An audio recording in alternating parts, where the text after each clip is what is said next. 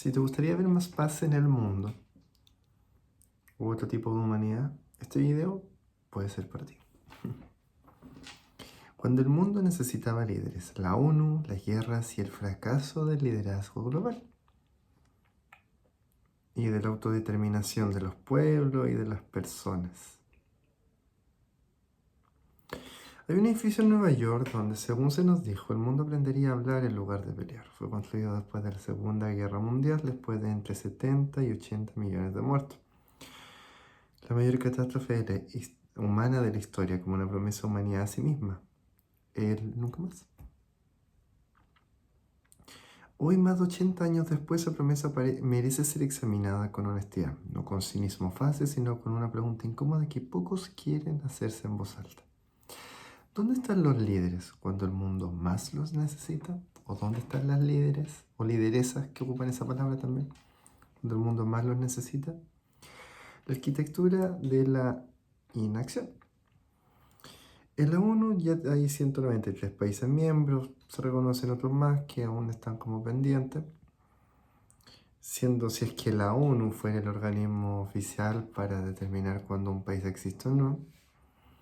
Tienen agencias humanitarias que salvan vidas, programas de desarrollo que alivian la pobreza, todo eso merece reconocimiento en base a lo positivo que se ha hecho. Pero también tiene un Consejo de Seguridad y ahí es donde el sistema revela una contradicción importante. 5 naciones, Estados Unidos, Rusia, China, Francia y el Reino Unido, tienen el poder de vetar cualquier resolución. Da lo mismo cuántos países lo apoyan, no importa cuántas vidas estén en juego, un veto basta. Y esto no es un detalle burocrático, sino un aspecto bastante álgido, importante y crítico del problema, porque esas 5 potencias no son árbitros neutrales de la paz mundial.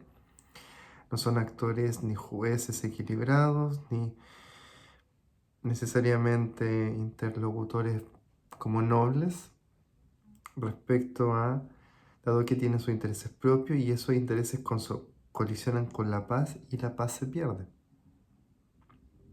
Desde 1946 el veto se ha utilizado, según ciertos documentos, más de 300 veces.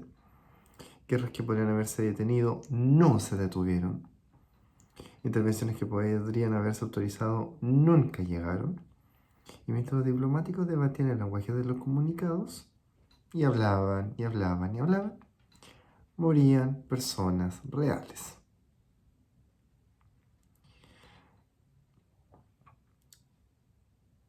Cada septiembre los líderes del mundo viajan a Nueva York y ponen sus mejores trajes, suben a un tribunal de mármol y continúan o comienzan a hablar. Hablan de paz, de cooperación, de valores compartidos, son discursos bien escritos, pronunciados con gravedad estudiada y luego regresan a sus países y la guerra sigue. Así pasa. Lo que los líderes mundiales han perfeccionado no es la diplomacia, el arte es quizá un arte de explicar de por qué no pueden actuar. Respetamos la soberanía nacional, que puede traducirse como no vamos a intervenir aunque haya masacres, porque ese gobierno es nuestro aliado, porque tenemos intereses económicos, porque bien me conviene. Eso inestabilidad o esa destrucción a mí me favorece y me ayuda. Yo gano algo con eso. Estamos trabajando en canales diplomáticos, que puede significar estamos hablando con la gente que está matando gente y esperamos que eventualmente dejen de hacerlo, aunque no tengamos ninguna razón concreta para creerlo. La situación es compleja. Esta es quizás la frase más honesta de todas. Porque sí, la situación es compleja. Esta es quizás la frase más honesta de todas. Porque sí, la situación es súper compleja. Pero la complejidad no es una excusa para la inacción ni para validar lo mal que se han hecho las cosas antes.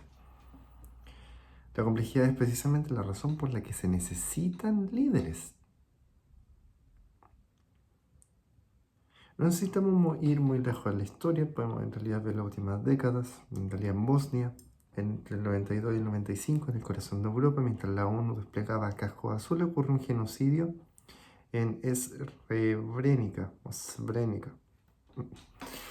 Más de 8.000 hombres y niños asesinados en cuestión de días en una zona declarada área protegida por las Naciones Unidas. Las tropas de la ONU estaban ahí. El mundo miraba, el mundo no actúa a tiempo El propio secretario general de la ONU reconoció años después que fue el peor crimen en Europa desde la Segunda Guerra Mundial y que la organización falló en prevenirlo. Igual murieron.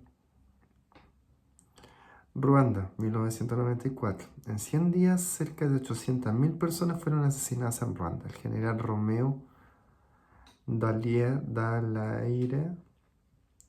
comandante de la misión de la ONU, envió mensajes desesperados a Nueva York advirtiendo de lo que se venía.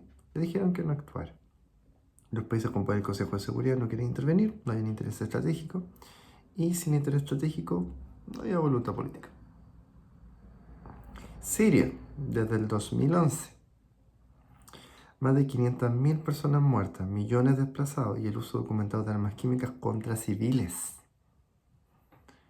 Y el Consejo de Seguridad bloqueando durante años por el veto de Rusia y de China incapaz de actuar de manera decisiva. Los líderes expresaban profunda preocupación, emitían condena enérgica, mientras tanto, bombardeaban. Existe todo un vocabulario diseñado para dar la apariencia de acción sin comprometerse a nada concreto. Llamamos a las partes a cesar las hostilidades. Sí, como si los que están disparando estuvieran esperando una carta bien redactada. Exhortamos a la comunidad internacional. Nadie sabe exactamente quién es la comunidad internacional, pero en realidad suena súper bien. Suena a que alguien más en algún lugar, en algún momento va a hacer algo. Tomaremos medidas adicionales si la situación no mejora. Esta frase también tiene décadas de uso. La situación raramente mejora. La medida adicionalmente raramente llega. El Premio Nobel de la Paz. En el 2009, Barack Obama recibió el Premio Nobel de la Paz a los 9 meses de asumir la presidencia. No había logrado ningún acuerdo de paz concreto. El comité dijo que era por sus esfuerzos para fortalecer la diplomacia internacional. Pero el episodio ilustra algo más grande. A veces el sistema premia la intención declarada. No era el resultado real. Y en la política internacional esa confusión puede ser mortal. ¿Por qué fallan los líderes? Sería fácil equivocado concluir que los líderes mundiales son simplemente malvados o corruptos. La realidad es bastante más complicada y esa complicación está a la raíz del problema. Un líder elegido democráticamente responde ante sus votantes, y sus votantes, en su mayoría, no quieren mandar a sus hijos a morir a guerra lejana. No quieren pagar impuestos para financiar misiones de paz, quieren empleo, salud, seguridad en sus barrios. La paz mundial es un bien común global, pero la política es local. Y esa tensión estructural y profunda explica mucho de varias parálisis que se ven. El corto plazo contra el largo plazo. Un conflicto que estalla hoy tendrá consecuencias en 20 años, pero el ciclo electoral es de 4.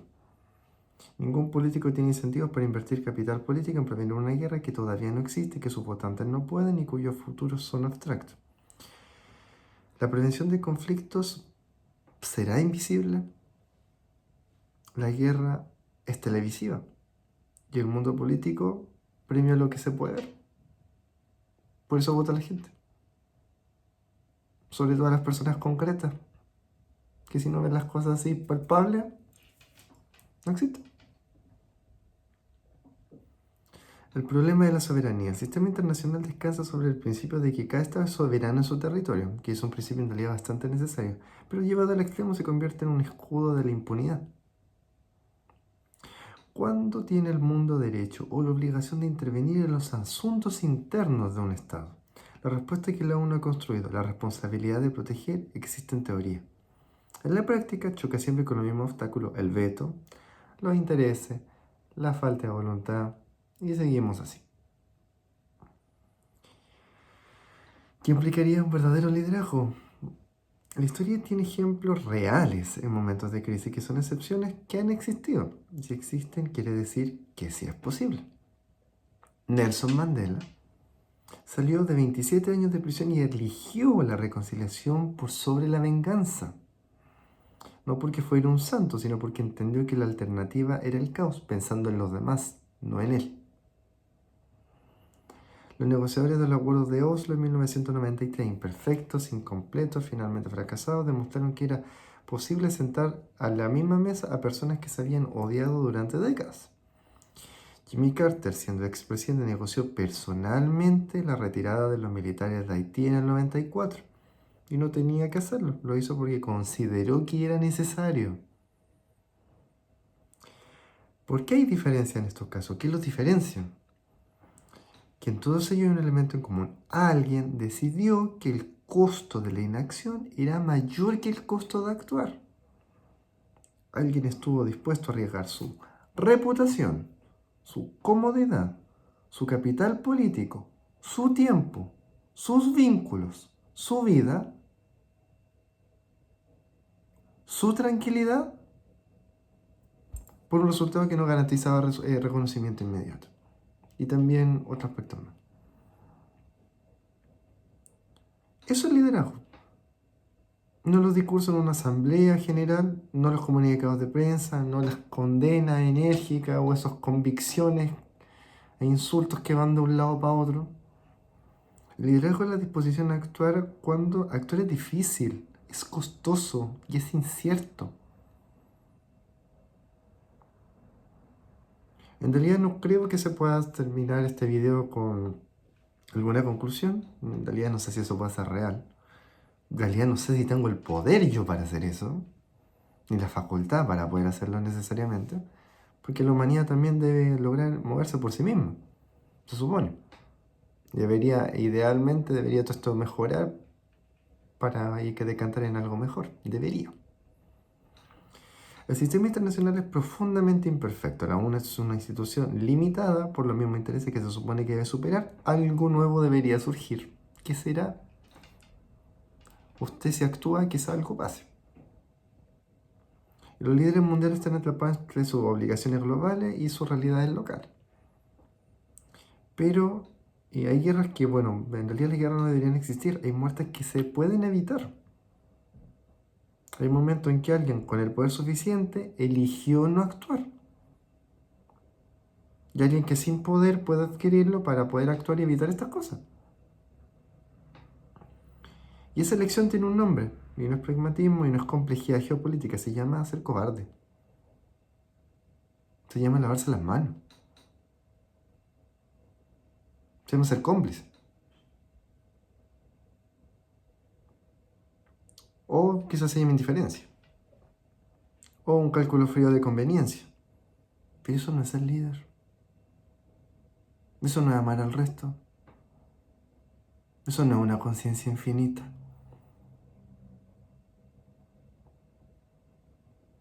La paz mundial no fracasó, ni fracasa, ni fracasará porque sea imposible. Fracasa porque quienes tienen el poder de intentarla eligen no hacerlo. Porque hay personas que deciden, no sé, mirarse el ombligo. Hay gente que escoge todo un caos de negatividad en vez de buscar algo de otro tipo. ¿Por qué no crea algo usted también?